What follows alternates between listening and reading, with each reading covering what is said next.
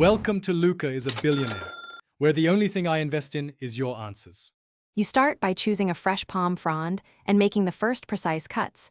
This determines flexibility and final fan shape. Once chosen, remove any damaged tips and trim the central spine to about 1/2 inch from the base so the leaf fans evenly. Next, split the frond into parallel ribs about 2-3 cm wide. You want even strips because uneven widths cause twisting later. Make clean, angled cuts. This reduces splintering and helps the pieces bend when woven. Once your strips are ready, you fold and pleat each one in a consistent direction to create the blade of the fan.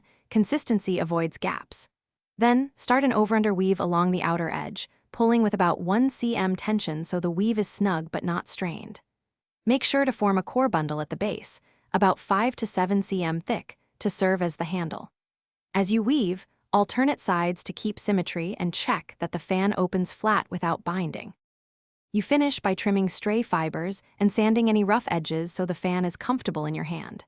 Then, seal the surface with natural oil or melted beeswax to protect against moisture and to darken the color slightly. This also adds flexibility. Tie or stitch the base securely and trim the perimeter so the fan is symmetrical. If the fan warps, dampen the concave side lightly, reshape on a flat surface, and clamp overnight. This corrects most distortions and restores the proper curve.